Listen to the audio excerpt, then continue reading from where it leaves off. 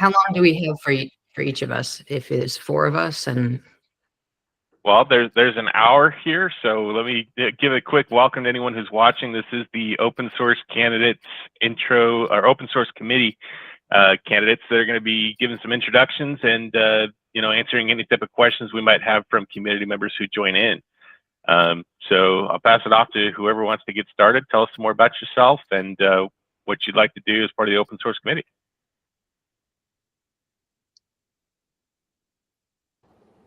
Yeah, if nobody's speaking, then I can just jump in, Terence.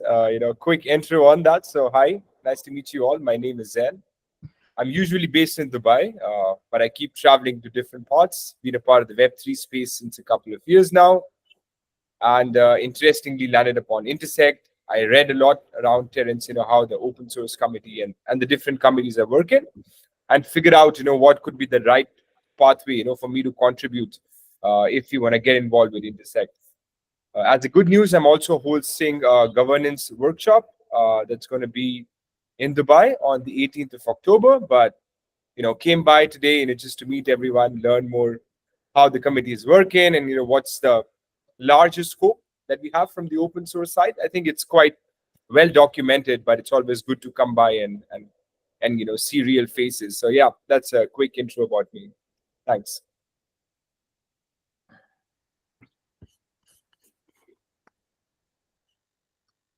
well, I'll go next. I'm Diane Mueller, and I'm with Bitergia.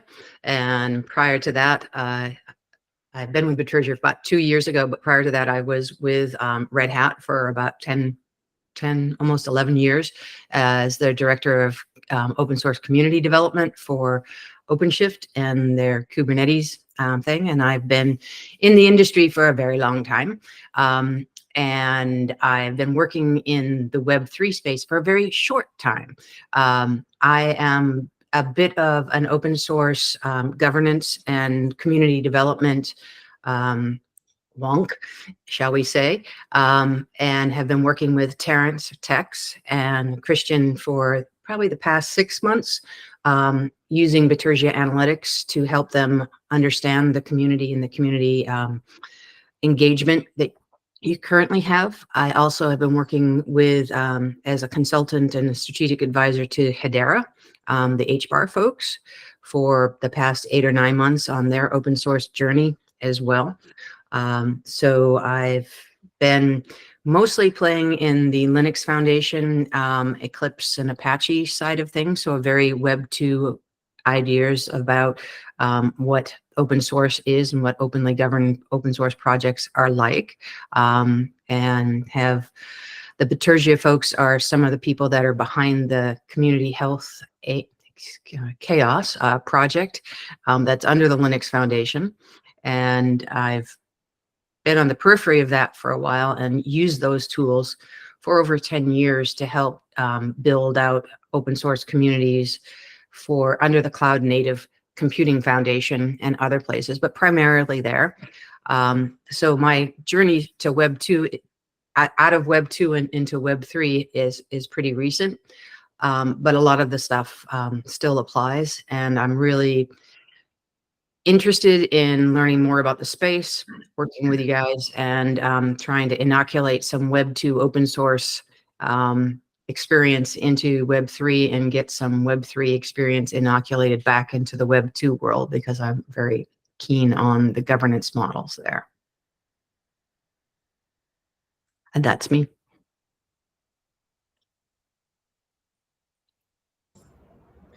Okay, Shall I go next? Oh, sorry. Please go ahead. It's fine. Okay. Hi, Diane. It's nice to see you here. So my name is Ruth Kega. I'm based in Lagos, Nigeria. I'm an open source program manager.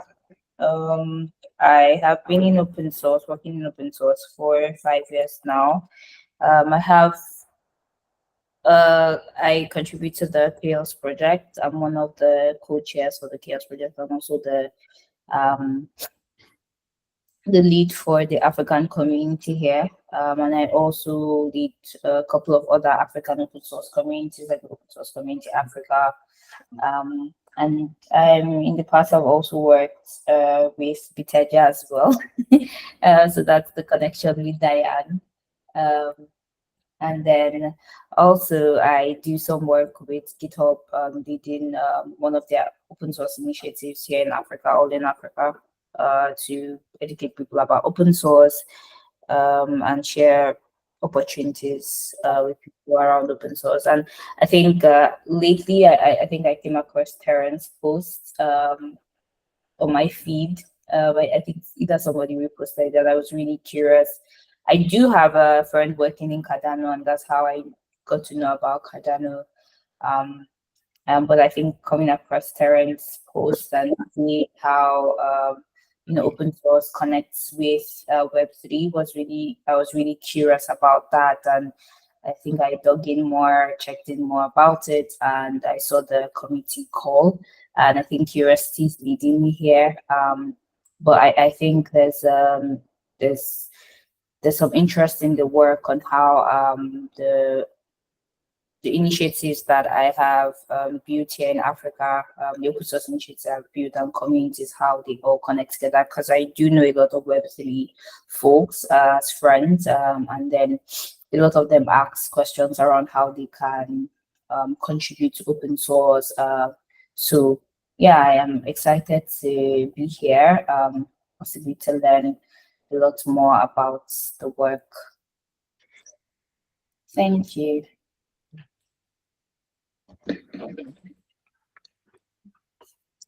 Should I go next?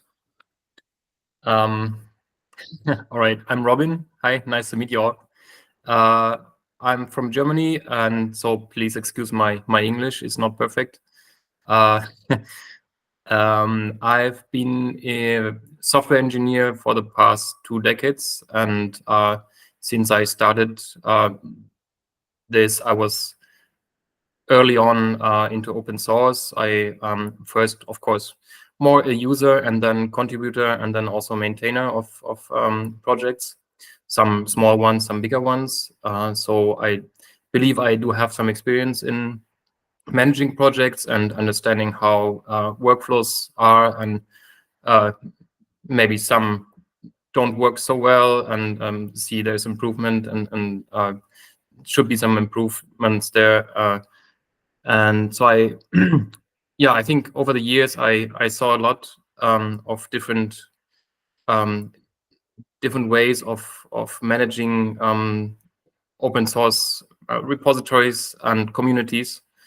And I'm also a member of the Cardano community. I have a stake pool, and so both things go together in a way. And that's basically why I believe I wanted to get into get in touch with Intersect on this committee and see if there's an opening for me if it fits. Not sure if I missed any important information here. Please ask if so. But yeah, that's me. Thanks, Robin. Yeah. Can I go? Please. Yep. Yeah. Hello guys, I am Faizan Sheikh from India.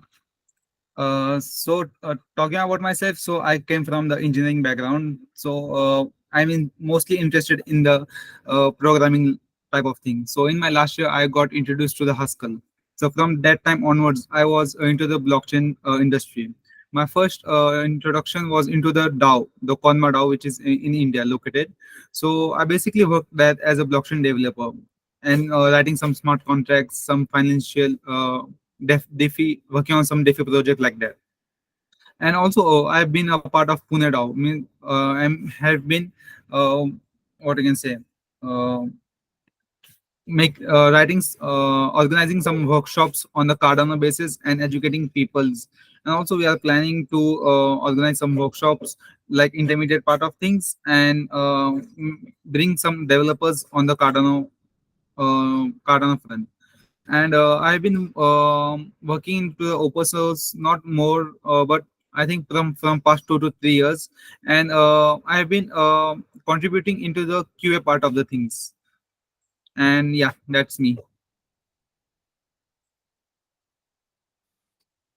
Thank you for sharing. Just a quick update, as y'all probably see a couple of others here in the meeting. We have Laura, who's our community manager here at Intersect. I guess I should introduce myself if you're not familiar. I am the open source program manager here at Intersect, and that's me, Terrence or Tex, as you may have seen. We also have Karen, who is joining or watching rather. She is our committee liaison, if you will. So if you are elected as a committee seat, you will likely see Karen at some point or another, or at least hear from her or see a message from her. But that's just some basics of who's around. Simon, I know you're here. I don't know if you're kind of the only community member we have right now. I don't know if you have any questions, or if y'all have questions for each other, I would welcome that here as well. I'm sorry, no questions for me. I'm just here to observe. Thank you.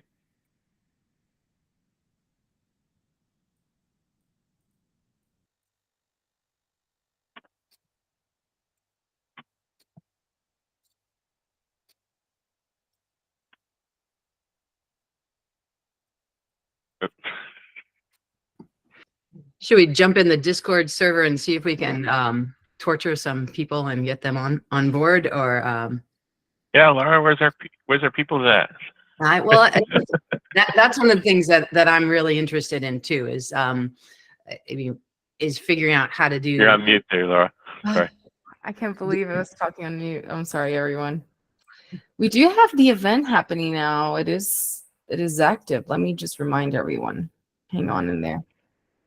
Yeah, I think that's one of the challenges for open source projects, especially in a very decentralized thing, is managing community engagement and tracking it. And that's the partnership that we're doing with Intersect at Bitergia is hopefully will give the OSC some tools to reach out and find these folks and get them engaged better. So that's kind of why I'm here too. I've worked on lots of different open source projects before, and the tools have really helped a lot. Some of you might have used Bitergia or Common Room or things like that. It's just getting the practice of using the data and doing outreach while respecting people's privacy and anonymity, all of those good things. But I think that's one of the keys here for the OSC is figuring out who is actually in our community and how to get them better engaged. And I'm looking forward, regardless of whether I'm on the OSC or not, of working with Tex and Intersect and all of you guys to make that happen. That's, you know, I've been in the industry for a very long time. I'm probably the only really gray hair here, and have done this with lots of new communities. And I think that's going to be fun for me, because doing it with a Web3 flavor is kind of cool. So I think. May I ask, where did you post the link to the meeting in Discord? I mean, I posted on the main announcements channel. all right. What has been a point of friction for me to attending these events is when I go onto Discord, onto the Intersect server, at the top left, I always only see, like, there's always this event happening of Luma Constitution workshops. So I know it's good to have this awareness for people to go to the constitutional workshops, but I don't see when there's an event happening in the Discord. So I would really like to have, to just go to the Discord server and click on the link there, instead of having to have this extra step of going to the events. Yeah. Also, I think because Discord can get very messy very quickly, right? If you have a lot of servers in there and a lot of channels in the servers, it just grows from 0 to 100 within hours. And then, if you have extra steps, then it's even harder. Exactly. Every step is of friction. I would recommend everyone to add our Intersect events calendar into their personal schedules if you prefer, because everything gets 100% updated in there all the time. Sometimes it might bug because we have a direct interaction with our agenda, but that's the better source of truth you can find. That's a great idea. Okay, thanks. You're welcome.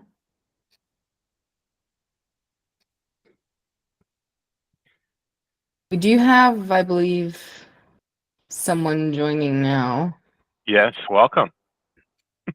Welcome, Abonjile. Do you have any questions to the GM guys.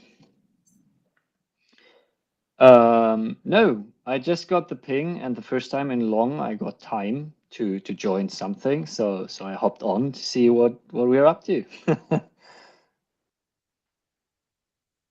We are currently having the presentations for the open source committee candidates.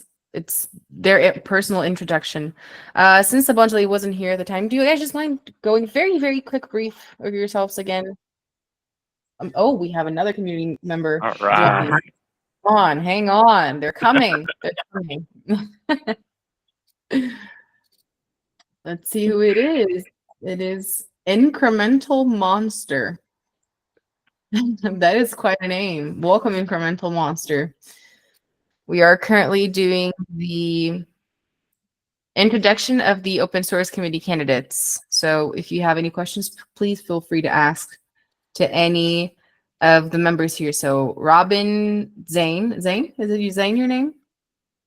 Okay, Diane, Faizan, and Seaman. Not Seaman, Ruth. I'm sorry. Oh, not Seaman. Not Seaman. Okay, not Seaman. You can say Simon. Simon, okay. That's fine. Yeah.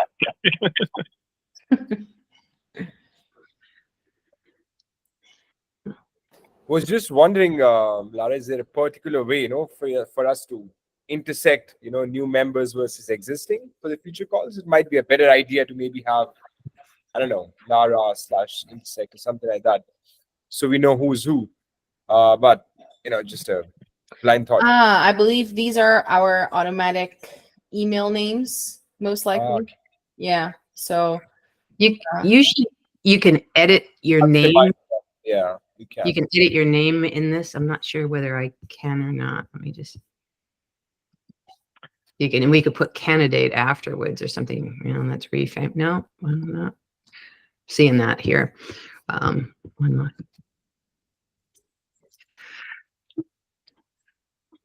But yeah, anyway, wanted to just talk a little about partnerships as well. Like what sort of I mentioned, I think Terence, thank you for sharing the link. We presently have one partner listed. Is there a list of other partners that we want to bring in? What could be the contribution areas? Let's get a little lighted mood and talk about what could happen. So yeah. So yeah, the partnership is with the open source office. So if you'll see, it's under that heading. So that's part of Intersect right now, and that is something where we were able to just secure our first partnership with Bitergia. We're going to be expanding upon that, but it is a newer thing for the open source office, and I would say for Intersect or different departments of Intersect in general. So don't hate on the fact that there's just one for right now. We do plan to add quite a few more. But we are still in the first year, so we are working out the details and, of course, the strategy involved with all of those partnerships as well. But that's a great question. Yeah. And we've been consulting this. I'm Diane Mueller with Bitergia, for those of you who've just joined, and one of the candidates. And Bitergia has been working with Tex and Christian to help them understand the data behind all of the GitHub interactions and different areas that we have data for, to figure out things like community health, which projects have good, strong maintainers, attraction and retention of developers, all that kind of stuff. So, and for all of the projects, and maybe a few more to be added soon, hopefully. But one of the things that Tex was talking about was also doing some dependency analysis and really looking at some of the open source libraries and things that we're dependent on, and checking to see you know, how strong the maintainers were, what the communities were on some of the projects and things that are below the main projects that are part of the Cardano ecosystem. So that is something that's really interesting to me, because we sometimes blindly use libraries and different things in our coding efforts. And having been an engineer for, you know, nearly 30 years, I'm just as guilty as everybody else when I do my software of not doing that analysis. But one of the things we can do is uplift those communities and make sure that the things that we depend on all the way down to the deep, dark bottom are also well maintained, and that we're engaged with those communities. And though I don't know Haskell, and I'm probably not going to learn it in the next 6 to 8 months, we have a lot of libraries there that can use some love and attention too. So I think this is going to be the open source committee is going to have a lot of purview and a lot of opportunities to do some good community development. And that's I think one of the fun things about this is the depth and the breadth of your community. Yeah, I don't want to give too much of a tease, but I'll show just one graphic here that's kind of not statistically sensitive or anything like that. This is just a look at over the last 5 years of the number of contributions across core Cardano and other Cardano repositories that we are watching right now. So you can see where there are different impacts of more development happening, where development tends to fall off a little bit. And this is just quarter by quarter. The great part about this platform is that we can really get down into detail. We can go into one quarter specifically and break it down. We can separate the different projects and figure it out. But again, I know it's very, very brief, but as an open source committee seat, you would probably see a little bit more of this as it's relevant. And in that position, more than happy to kind of give a little bit more in depth to understand analysis that I, as an OSO person, would bring back to the committee for y'all to make decisions. So.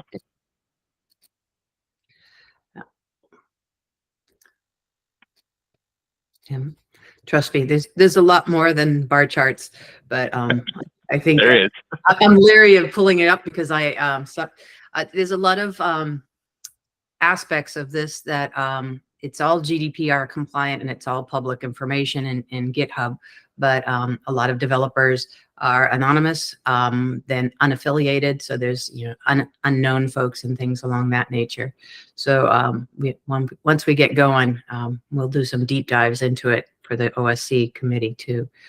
But yeah, I think this is a great opportunity to bring some cool projects to the forefront and to help some of them get more maintainers and contributors. So I'm happy to be here. So as it was called out, I did share the link for the open source committee page. I'm hopeful that everyone's had a chance to at least get a quick glance at that. Why don't you share that? Pull it up just quickly here. Just a second.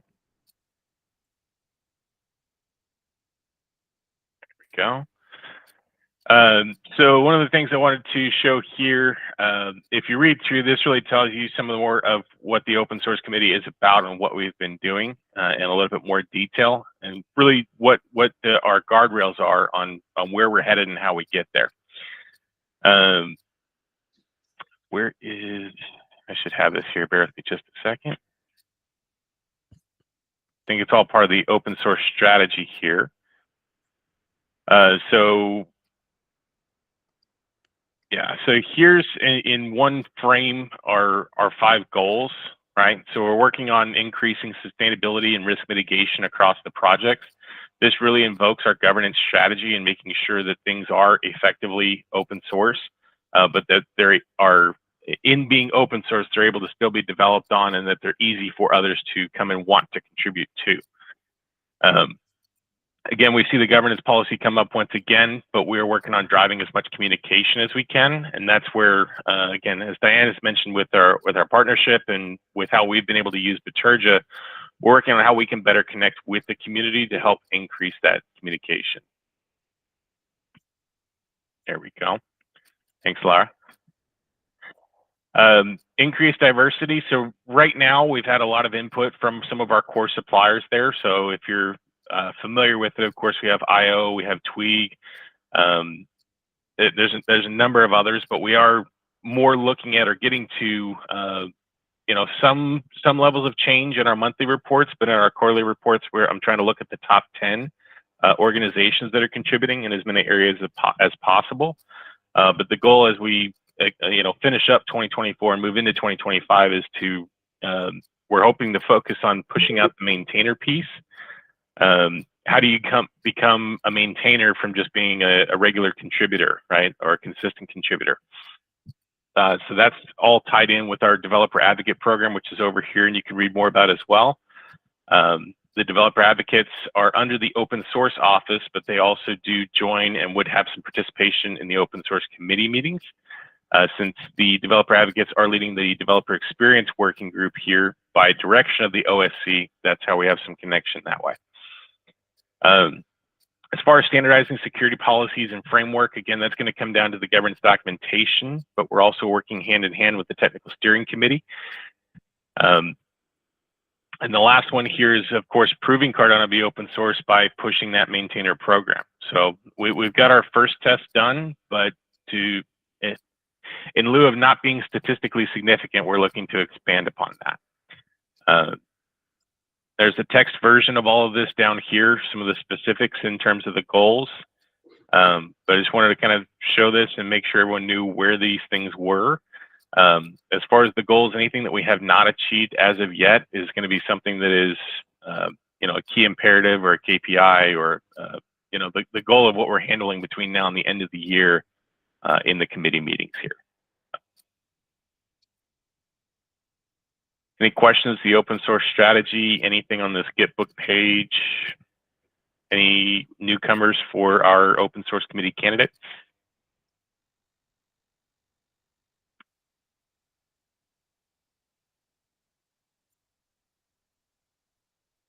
I do have a question, actually. Hang on. You got Faizan. This is more, I'm looking at it through a community management point of view, so please excuse me, and I apologize if it doesn't really fit well with what you're thinking. But open sourcing directly means that you are interacting with the community quite frequently. And that is especially within Intersect, because we are a members-based organization. So it is imperative that we have interactions 24/7. And of course, it can be a little bit overwhelming to interact on our social media channels. But I would like to know from each of the candidates, do you have any, of course, you don't have any specific plans, but do you have any ideas on what type of communication would you use and how would you gather more information from your community? Because we cannot be restricted to one single source of truth, which is Discord. We have to be everywhere, right? How would you work on that, please? That is extremely important, in my opinion. Yes, please go ahead. Yeah, Laura, I think one of the ways that I tested, with the community that we were developing in Dubai as well, which is quite a vibrant community of people who come and go, is with feedback forms. So whatever we were doing, we were asking them, to submit some sort of a feedback form, just very simple and basic. If you make it complex and difficult to fill in, usually it's, they won't fill in, right? So, and that could be, like there could be some way to bring them back. So there could be a loop with the feedback forms as well. Don't know if I'm able to correctly explain myself on this, but that's one way that's worked very well for us to understand and get these feedback spread across various other communities. And then from them, there's this funnel of new people as well who walk in. Discord is great as a tool. There are other tools that we can use too. We can do some sort of stuff online. I don't know how deeply Intersect really wants to do. It's just too new for me, at this stage to comment a lot. But in Web3 space, we see a lot of more people on Twitter, for example, or doing some LinkedIn lives, so spreading ourselves to different channels. Discord has limitations too, especially in the UAE and the MENA region. It's quite difficult for us to connect on calls and stuff like that, even with VPN. So the broader we become and we have some sort of a feedback loop attached to it, Sarah, Lara, to summarize, might be a better idea if you want to track more members into it. These were my 2 cents. Yeah. Thank you so much for that.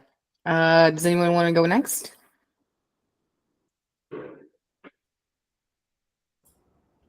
Yeah. Please do. Oh, Ruth. yeah, go ahead. Yeah, just echoing Zane's point, like in my perspective with building communities here, and even similarities that I have seen from Web3 communities specifically is, leveraging different platforms. Twitter is really, really active here. A lot of people do a lot of like learning on Twitter. With the communities that I have built in the past, we used to have these spaces where we invite people to talk. So sometimes some people are not even part of our Slack community, but they still do weigh in and benefit from the work that we do. And then there's also some people that might not like Discord, since Discord is the main channel. Some people do not like really converse so much on Discord. But the Web3 communities do, but Web2 communities here, most of them are in Slack. So that's something. So leveraging like different social media platforms, creating. I really like this the documentation that you have about the committee, right? So if there are like similar documentation about what's going on in open source initiatives, to share. On social media, that's also another way where people know where to find information without having to sometimes like maybe join meetings that they might not be available to join at the time, or knowing, okay, I could contribute to this project or this initiative, because the information is clear and publicly available. So I definitely think great feedback there. I'd love to look into some different ways to market some of the bigger points of what the open source committee is doing. I also understand that Gitbook may not be the best or most desired tool by everyone, developers and others alike, but it's what we have for now. And so that's the one place that we do want to kind of push and direct everyone, because we are keeping that as updated as possible. But as that tool, if it ever were to change, if it would, we would be marketing that pretty heavily as well. I think one of the other things is the social media outreach is great. And one of my philosophies about continuous engagement. So if you do something, you follow up, you keep doing it, almost, not in a marketing kind of way, but you make sure you're engaging with the people there. But I think the key for me is to use GitHub issues and GitHub projects and GitHub discussions, because that gives you the traceability and the accountability as well to do that. So if you're on social media and you send someone to a Gitbook or a GitHub issue that we're discussing or something, then they can comment on it. There's that actual live connection that you can follow up on and trace it. And I'm a big proponent of leveraging GitHub issues, or having a GitHub project of all the issues that the OSC is working on, and moving them into different columns and getting them there. So there's some visibility landing that also helps people get more involved as contributors to the project, because Twitter and other things are kind of ephemeral in some ways. But I've been using LinkedIn a lot to move things there and to get content out. I think that's one of the now for business side of things, really great. But Discord is a thing in Web3, and learning to navigate that and figuring out how to better leverage it so that people find meetings like this one, and doing live Discord stuff is there. A lot of the work that I've done has been using Slack instead. So I'm a bit of a Slack baby, and try, maybe there's some of that we can do to reach those audiences as well. But yeah, is meet them where they are, but try and get them to connect to something in GitHub, so there's some traceability and actual connective tissue after the engagement.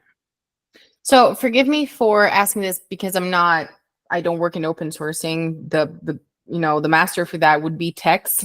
So I would like to ask you also on the behalf of anyone who's going to watch this or anyone who's in here and is not also prone to open sourcing. Gitbook, the GitHub discussions are sort of like a forum, sort of like the Cardano forum. Yeah, a little bit. Yeah, it's a little bit like that. And it ties it directly to, you can tie in directly with the project or the code or the repos. So depending on how you break out your project. Very well connected. Okay. Yeah. The It's other thing easy is, to reference issues or pull requests or even snippets of code. So it's all interconnected, which is really nice. I think it would be more of a Reddit instead of a Cardano forum. Much better than that. Much better than that. Okay. Good to know. Thank you. Now let's jump to I like that. I like that. What you just said, Diane. I think I like GitHub a lot because it really helps in the sense of transparency and traceability. And I think that makes total sense. And I think you said something that I thought was key. Meet where the communities are, meet them where they are. So I think having the central place in GitHub, for example, but then spreading out the links and what is needed in the communities where they are. So if it's Slack, or maybe we just compile a list of where they actually meet, and then we can spread the information there. it's sharing it out with a connective landing point that we all are utilizing is really the key. So like if you do a LinkedIn post, put the GitHub PR in the post or the blog post. If you're doing something in Discord and you want someone to talk about an improvement proposal or some ilk, put that link in. So there always is a way for them to get back, and that helps them become contributors and active participants that are trackable, traceable, and not still anonymous, still, however they want to use it. So Incremental Monster, you can still be Incremental Monster.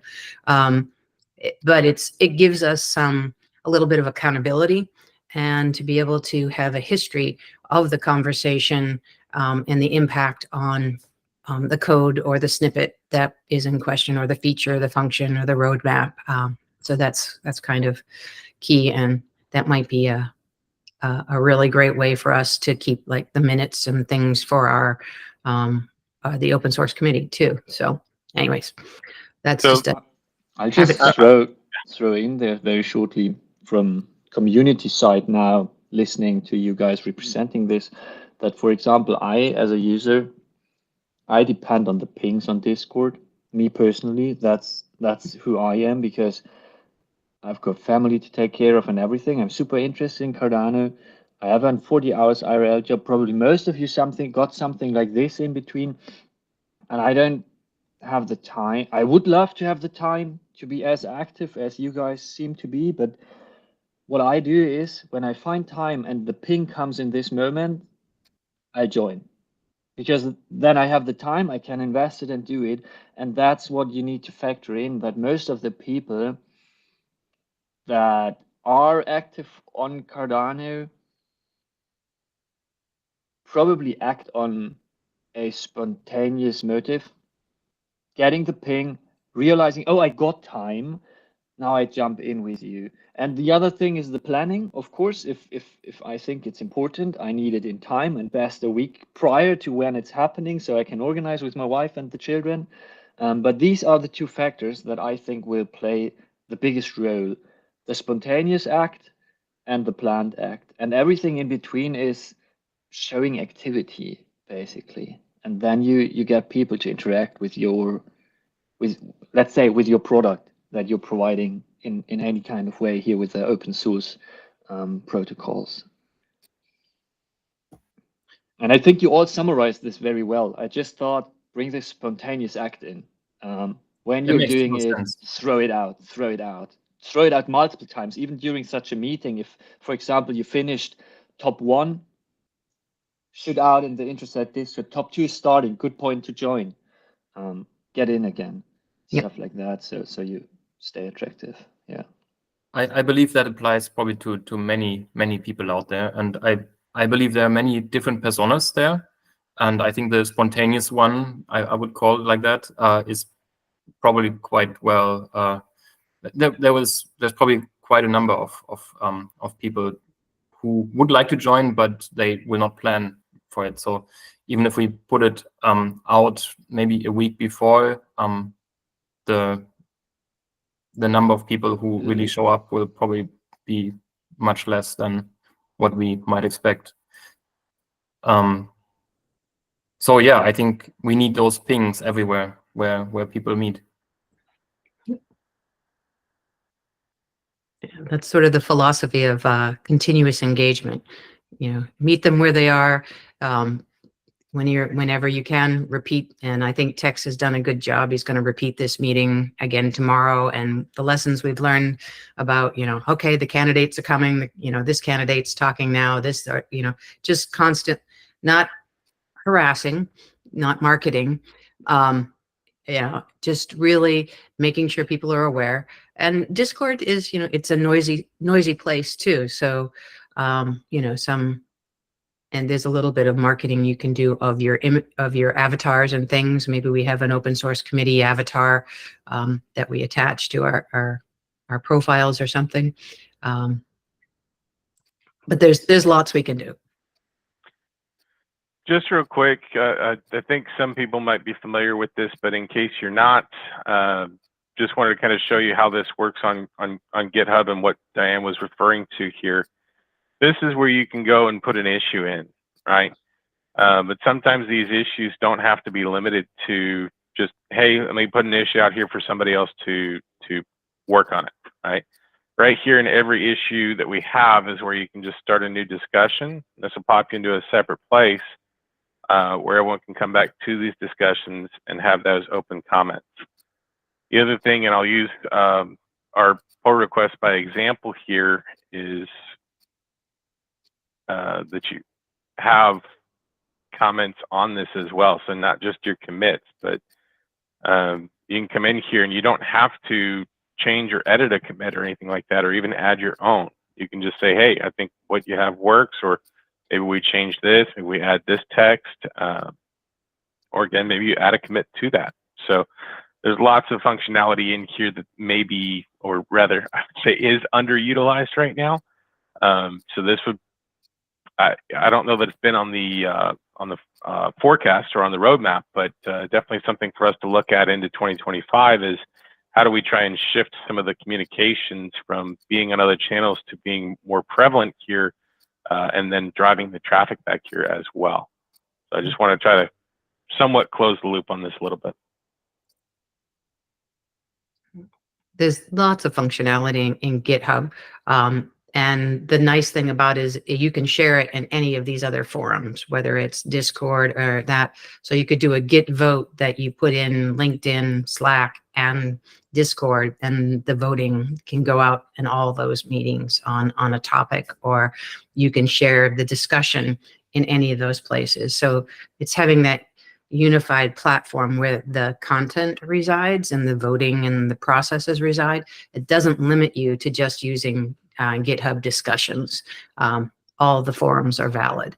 And it's a shared space that all of us who are going to work on this open source initiatives can, you know, converse and have and create spaces.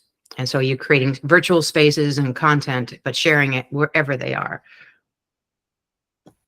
One thing that I've noticed in the past, I think there was, it was mainly on in the Cardano space when there was a lot of discussion going on about the governance model, how it should be developed, and it was very community driven, right? There was a proposal out there on GitHub, and then the community was invited to give feedback and to add their own opinions by opening pull requests. And I saw many people, because our community is not only developers, and there are many different, there's a variety of people there. So we have, what I've seen was people not complaining, but letting us know there's a hurdle because you need to sign up on GitHub. They don't know how the platform works. So it is a step to take, right? So the learning curve, even though once you're familiar with it, it seems easy. I think we need to always keep in mind for those who haven't interacted with GitHub before, it might not be as easy as it is for us. It definitely isn't. I just can state this right away. Like, I'm a mechanical engineer and I just got into contact with GitHub due to some test stand developing on my IRL job. And even now I'm like, just send me the link where I need to go. I don't find anything in GitHub, but maybe that's because I don't invest the time to learn it. So I ask my colleagues, please send me the direct link with which I got to interact. And then it's all fine, because then it's a website like you just showed, Terence. You got fields to fill, you got some buttons to press, all good. But finding my way through GitHub, it's not impossible because it's a folder structure, but yeah, I struggle. It's big. It's a Yes, big, exactly. it's a big universe out there. And yeah. So giving roadmaps and sign posts and things is really important, and doing some maybe one-on-one sessions on how to set up your GitHub profile and that in Discord or wherever. And YouTube content that people can just watch. Tex has done a bunch of little YouTube videos already. So there's always a forum somewhere, but yeah, point taken.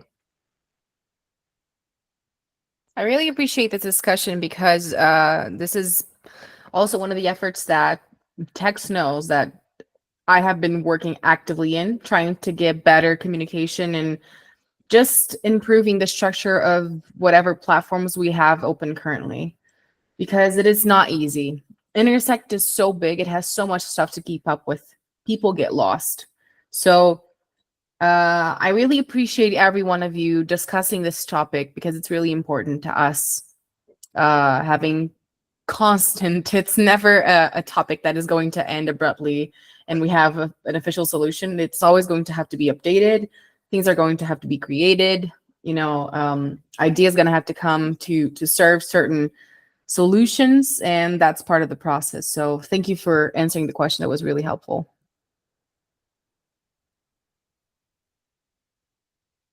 Do we have any other questions from the community currently? We actually have another candidate joining. Oh, that's amazing. Hey, Bedouin. Glad you can make it.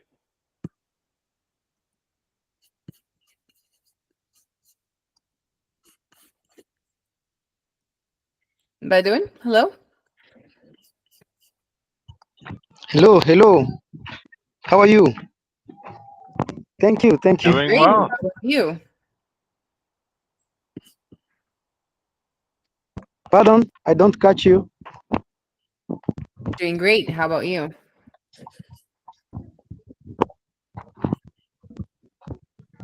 You're more than welcome to introduce yourself here, Bedouin.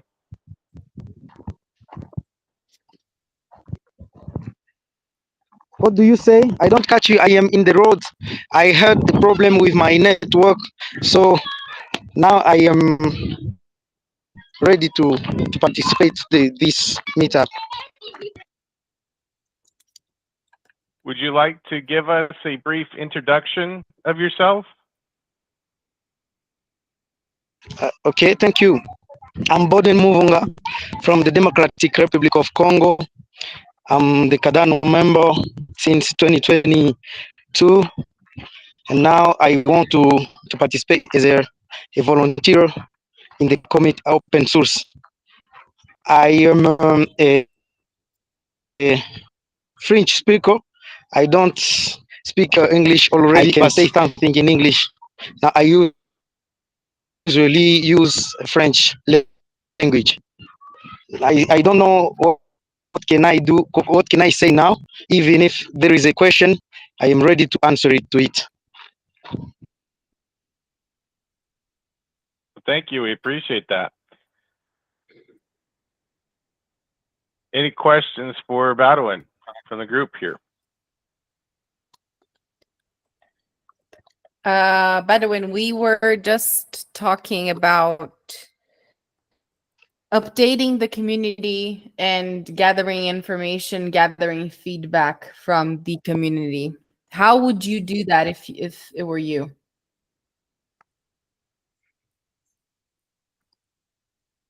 Can you repeat, please? Can you repeat the question, please? Yes, of course. We were talking about engaging with the community. How would you interact with both Intersect members and non-Intersect members to bring them on into the open source committee and the community itself? Yeah, thank you, Lara. Thank you for the question. If you want to know how I will interact for the community, I can say that to precise, to be to give you a precision, I am not a technical, but I can do my best. I can involve myself to do something. If in the marketing, the secretary, and other works, you can give me. But I am not a technical. I am not technical. Okay, that makes sense. Thank you for answering the question. Thank you. Thank you. So see, and there I can just right away follow up, Laura. Like, I joined Intersect already December last year, but then my children were sick like all the time, constantly. So I dropped for 4 months completely from Web3 and now slowly working back in. How will we actually vote? How many positions are open within this working group right now? And how much hours are the people that are trying to get into a position now willing to invest into this? Like, it's not a paid job right now, is it? Most likely not. It's more like voluntary work. So handling an open source working group in the way of controlling the quality of our open source protocols, that's a massive workload. Like, that's a task for at least from the size I know. Like I'm also not technical. I'm more a community guy and stuff like that, but all the Frost API and whatever we got, that's insane. Like, that's a task for a 10 to 15 members team just to keep up to date with it and state, okay, this is state of the art. This is what you can use. And this one you shouldn't use anymore, because that's how I see this open source working group doing their job. Like, I, in time, as maybe a project founder, whatever, that's not technical, gonna get a dev that builds something. And like Diane, like you said, you're not Haskell, so you know how to use such an open source folder and implement it somewhere else. But the guarantee that this is not faulty, that's something I see in this working group then, of my understanding now of joining. Like, question to all the candidates: how much time can you invest? How much time are you willing to invest? And how long term are you thinking of having this position? So I want to give Badawin an opportunity, but I can answer a few of those questions right now. The volunteer commitment is specified in the voting policy and all of the voting details. It is a volunteer position for a 1-year commitment. If something happens within that 1 year, the communication can come back to us. We're not holding anybody hostage, but the expectation is that they would put up 1 year. There is a 1-hour meeting that occurs bi-weekly throughout the year. So every other week. Outside of that 1 hour, unless said seat or said candidate is elected as the chair or vice chair of the committee, Their remit does not specifically increase other than the hours that they choose to volunteer, which may be as many as 4 to 6 hours a month, just keeping up to date on what's going on with open source committee things. But again, it's all a volunteer basis, and some of what they do can all be done within the hour that we meet bi-weekly. So it's right now it's not structured to be anything more than that. And any instance of payment or of stricter hours or anything like that is still a concept that's way underdeveloped, I would say. So it is still on the volunteer basis right now. Baldwin, did you have some input there?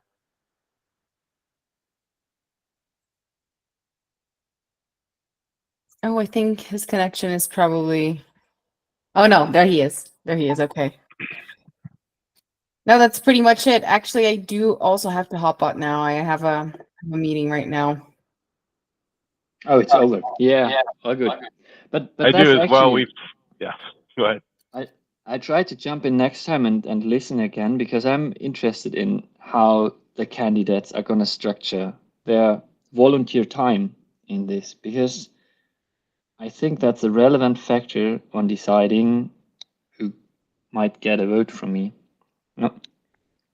So I do want to thank all of our candidates for coming today. It is the end of the hour, so I will need to close it down, but I will be posting this video in Discord and on our YouTube channel.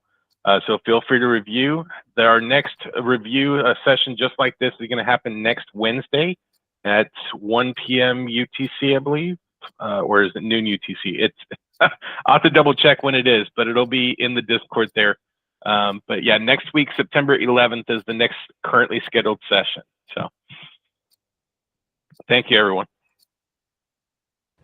Thank you, everyone. Bye.